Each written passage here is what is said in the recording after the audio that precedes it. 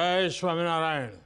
परम पूज्य गुरु हरि महंत स्वामी महाराज, श्रद्धेय संतगण, सत्संगी परिवार के सभी सदस्य, अन्य महानुभाव और विशाल स्टेडियम में पधारे देवी और सज्जनों, कार्यकर सुवर्ण महोत्सव के इस अवसर पर मैं भगवान स्वामीनारायण के चरणों में प्रणाम करता हूं। आज प्रमुख स्वामी महाराज की 103वीं जन्म जयंती का महोत्सव भी है। मैं गुरु हरि प्रगट ब्रह्म स्वरूप प्रमुख स्वामी महाराज को भी नमन करता हूं। भगवान स्वामीनारायण की शिक्षाएं, प्रमुख स्वामी महाराज के संकल्प आज परम पूज्य गुरु हरिमहंत स्वामी महाराज के श्रम और समर्पण से फलित हो रहे हैं। ये इतना बड़ा कार्यक्रम 1 लाख कार्यकर्ता, युवाओं और बच्चों द्वारा बीज, वृक्ष और फल के भाव को अभिव्यक्त करते हुए सांस्कृतिक कार्यक्रम। मैं आपके बीच भले ही साक्षात उपस्थित नहीं हो सका हूं, लेकिन मैं इस आयोजन की ऊर्जा को हृदय से महसूस कर रहा हूं। इस भव्य दिव्य समारोह के लिए मैं परम पूज्य गुरु हरि महंत स्वामी महाराज का, सभी संत जनों का अभिनंदन करता हूं, उन्हें नमन करता हूं। साथियों, कार्यकर सुवर्ण महोत्सव सेवा के 50 वर्ष की यात्रा का एक महत्वपूर्ण पड़ाव है। 50 वर्ष पहले स्वयंसेवकों का रजिस्ट्रेशन करके उन्हें सेवा कार्यों से जोड़ने की शुरुआत हुई। उस समय कार्यकर्ताओं का रजिस्ट्रेशन कराने के बारे में कोई सोचता भी नहीं था। आज ये देखकर बहुत खुशी होती है कि बीएपीएस के लाखों कार्यकर पूरी श्रद्धा और समर्पण से सेवा कार्यों में जुटे हैं। किसी संस्था के लिए ये बहुत बड़ी उपलब्धि है। इसके लिए मैं आपको बधाई देता हूं, अपनी शुभकामनाएं देता हूं। साथियों, कार्यकर सुवर्ण महोत्सव भगवान स्वामीनारायण की मानवीय शिक्षाओं का उत्सव है। ये सेवा के उन दशकों की गौरव गाथा है जिसने लाखों करोड़ों लोगों का जीवन बदला। ये मेरा सौभाग्य है कि मैंने बाप्स के सेवा अभियानों को इतने करीब से देखा है। मुझे उनसे जुड़ने का अवसर मिला है। भूज में भूकंप से हुई तबाही के बाद के हालात हो, नरनारायण नगर गांव का पुनर्निर्माण हो, चाहे केरला की बाढ़ हो या उत्तराखंड में भूस्खलन की पीड़ा हो, या फिर हाल ही में कोरोना जैसी वैश्विक महामारी की आपदा, हमारे कार्यकर साथी हर जगह परिवार भाव से खड़े होते हैं, करुणा भाव से सबकी सेवा करते हैं। हर किसी ने देखा है कोविड काल में किस तरह बीएपीएस मंदिर सेवा केंद्रों में बदल गए थे।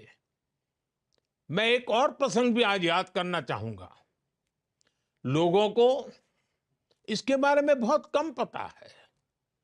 जब यूक्रेन का युद्ध बढ़ने लग गया तो भारत सरकार ने तुरंत ये तय किया कि वहां फंसे भारतीयों को तत्काल सुरक्षित निकालना है। इसके बाद बहुत बड़ी संख्या में भारतीय पोलैंड पहुंचने लग गए थे।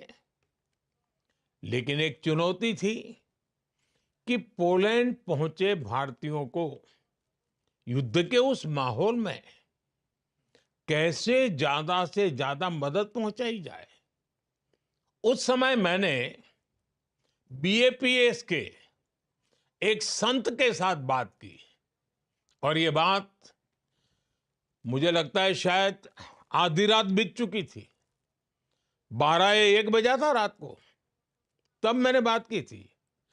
उनसे मैंने आग्रह किया कि बड़ी संख्या में जो भारतीय पोलैंड पहुंच रहे हैं, उनकी मदद के लिए मुझे आपका सहयोग चाहिए।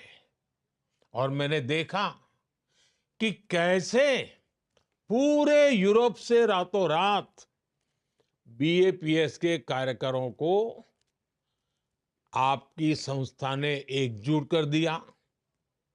आप लोगों ने युद्ध के माहौल में पोलैंड पहुंचे लोगों की बहुत बड़ी मदद की। बीएपीएस की ये ताकत वैश्विक स्तर पर मानवता के हित में आपका ये योगदान बहुत ही प्रशंसनीय है।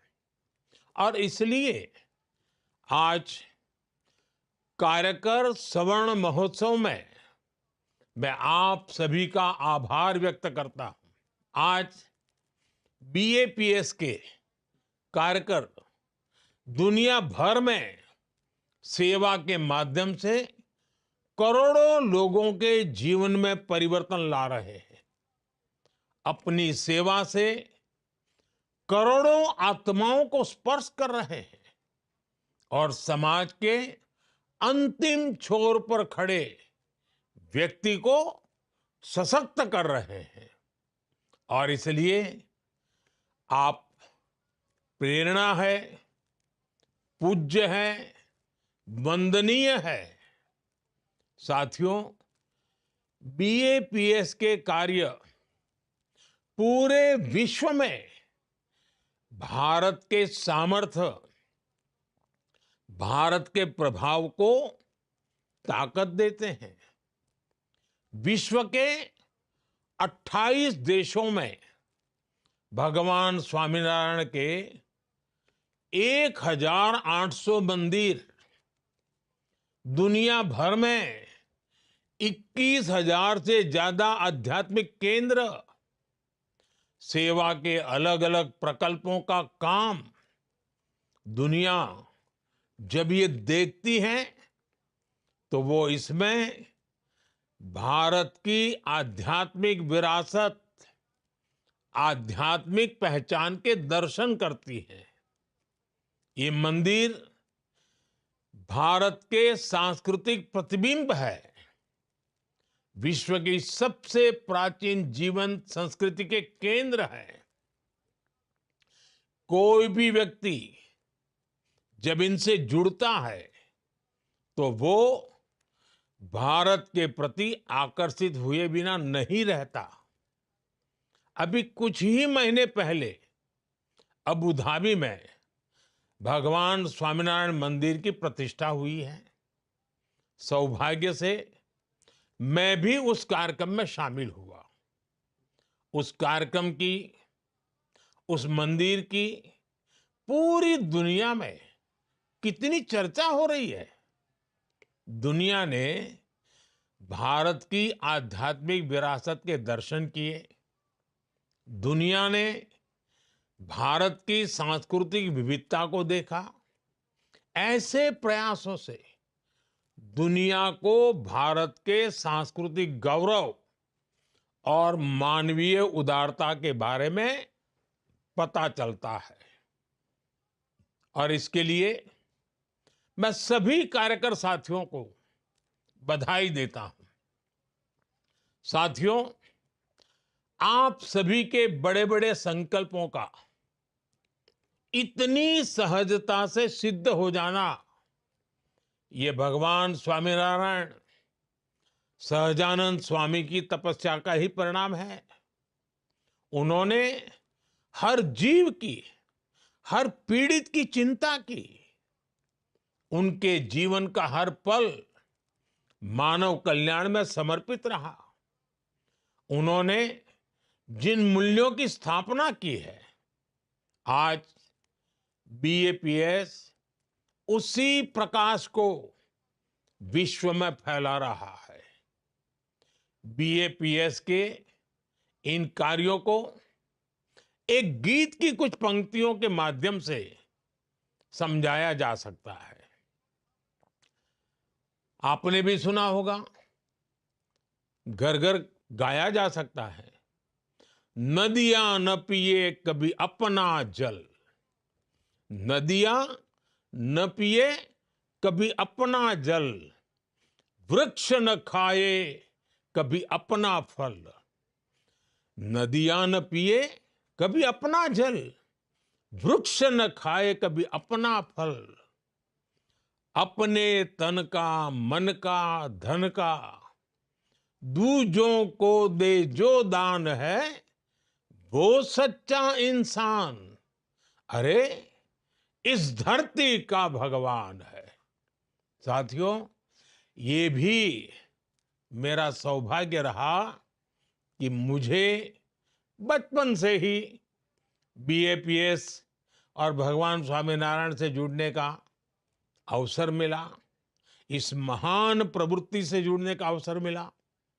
मुझे प्रमुख स्वामी महाराज का जो प्रेम और स्नेह मिला, वो मेरे जीवन की पूंजी है। उनके साथ कितने ही व्यक्तिगत प्रसंग है जो मेरे जीवन का अभिन्न हिस्सा बन गए हैं। जब मैं सार्वजनिक जीवन में नहीं था, जब मैं मुख्यमंत्री नहीं था, और जब मुख्यमंत्री बना, जब प्रधानमंत्री बना, हर पल उनका मार्गदर्शन रहा। जब साबरमती में नर्मदा का पानी आया, तो उस ऐतिहासिक अवसर को आशीर्वाद देने परम पूज्य प्रमुख स्वामी जी स्वयं आए थे। बरसों पहले एक बार स्वामी जी के मार्गदर्शन में स्वामीनारायण महामंत्र महोत्सव हुआ था, या उसके अगले साल स्वामीनारायण मंत्र लेखन महोत्सव हुआ। मैं वो पल कभी भूलता नहीं हूं। मंत्र लेखन का वो विचार अपने आप में अद्भुत था।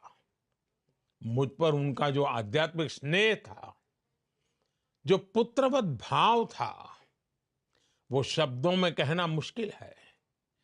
जन कल्याण के कार्यों में प्रमुख स्वामी महाराज का आशीर्वाद हमेशा मुझे मिलता रहा।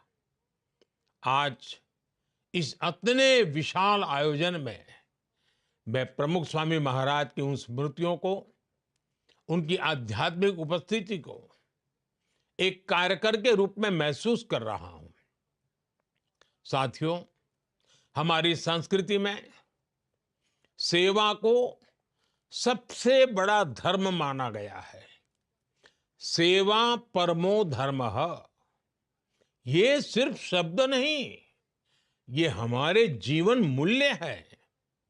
सेवा को श्रद्धा, आस्था और उपासना से भी ऊंचा स्थान दिया गया है। कहा भी गया है, जन सेवा तो जनार्दन सेवा के ही बराबर है। सेवा वो है जिसमें स्व का भाव नहीं रह जाता है। जब आप मेडिकल कैंप में मरीजों की सेवा करते हैं, जब आप किसी जरूरतमंद को खाना खिलाते हैं, जब आप किसी बच्चे को पढ़ाते हैं, तो आप सिर्फ दूसरों की मदद नहीं कर रहे होते हैं। इस दौरान आपके अंदर परिवर्तन की एक अद्भुत प्रक्रिया शुरू हो जाती है। इससे आपकी आध्यात्मिक यात्रा को दिशा मिलती है, मजबूती मिलती है। और ये सेवा जब हजारों लाखों कार्यकर्ताओं के साथ मिलकर एक ऑर्गेनाइज रूप में संगठित रूप में की जाती है, एक संस्था के रूप में की जाती है, एक आंदोलन स्वरूप के रूप किया जाता है, तो अद्भुत परिणाम मिलते हैं। इस तरह की संस्थागत सेवा में समाज की, देश की बड़ी बड़ी समस्याओं के समाधान का सामर्थ्य होता है। इससे अनेक बुराइयों को खत्म किया जा सकता है। एक कॉमन पर्पस से जुड़े लाखों कार्यकर्ता देश की, समाज की बड़ी ताकत बनते हैं। और इसलिए आज जब देश विकसित भारत का लक्ष्य लेकर चल रहा है, तब स्वाभाविक रूप से जन जन का एक साथ आना और कुछ बड़ा कर दिखाने की भावना हम हर क्षेत्र में देख रहे हैं। स्वच्छ भारत मिशन हो, नेचुरल फार्मिंग हो, या पर्यावरण को लेकर जागरूकता की बात हो, बेटियों की शिक्षा हो, या आदिवासी कल्याण का विषय हो, देश के लोग आगे बढ़कर राष्ट्र निर्माण की इस यात्रा का नेतृत्व कर रहे हैं। आपसे भी उन्हें बहुत प्रेरणा मिलती है। इसलिए आज मेरी इच्छा है, मेरा मोह है कि आपसे कुछ आग्रह भी करूं। मैं चाहूंगा आप सब यहां से कुछ संकल्प लेकर जाएं। आप हर वर्ष एक नया संकल्प लेकर उस साल को विशेष बनाकर उस संकल्प के लिए समर्पित कर दे। जैसे कोई एक साल केमिकल फ्री खेती को समर्पित करे, कोई एक साल देश की विविधता में एकता के पर्वों को समर्पित करे। हमें युवा सामर्थ्य की सुरक्षा के लिए नशे के खिलाफ लड़ाई का भी संकल्प लेना होगा। आजकल बहुत सी जगहों पर लोग नदियों को पुनर्जीवित कर रहे हैं, तो इस तरह के काम को आप भी आगे बढ़ा सकते हैं। हमें धरती का भविष्य बचाने के लिए सस्टेनेबल लाइफस्टाइल का संकल्प लेना होगा। भारत ने पूरी दुनिया को मिशन लाइफ का जो विजन दिया है, उसकी प्रामाणिकता, उसका प्रभाव हमें ही सिद्ध करके दिखाना है। आजकल एक पेड़ मां के नाम अभियान की चर्चा पूरे विश्व में है। इस दिशा में भी आपके प्रयास बहुत अहम है। भारत के विकास को गति देने वाले अभियान जैसे fit India, vocal for local, millets को बढ़ावा देना, ऐसी कई बातें आप कर सकते हैं। युवा विचारों को नए अवसर देने के लिए कुछ ही सप्ताह बाद जनवरी में विकसित भारत यंग लीडर्स डायलॉग, उसका भी आयोजन होगा। इसमें हमारे युवा विकसित भारत के संकल्प को पूरा करने के लिए अपने आइडियाज देंगे, अपने योगदान की रूपरेखा तैयार करेंगे। आप सभी युवा कार्यकर इससे भी जुड़ सकते हैं। साथियों, श्रद्धेय प्रमुख स्वामी महाराज का विशेष जोर भारत की परिवार संस्कृति पर रहता था। उन्होंने घर सभा के माध्यम से समाज में संयुक्त परिवार की अवधारणा को मजबूत किया। हमें इन अभियानों को आगे बढ़ाना है। आज भारत 2047 तक विकसित होने के लक्ष्य पर काम कर रहा है। अगले 25 वर्षों की देश की यात्रा जितनी भारत के लिए महत्वपूर्ण है, उतनी ही बीएपीएस के हर कार्यकर के लिए भी अहम है। मुझे विश्वास है भगवान स्वामीनारायण के आशीर्वाद से बीएपीएस कार्यकरों का ये सेवा अभियान इसी तरह निर्बाध गति से आगे बढ़ता रहेगा। मैं एक बार फिर आप सभी को कार्यकर सुवर्ण महोत्सव की बधाई देता हूं। जय स्वामीनारायण।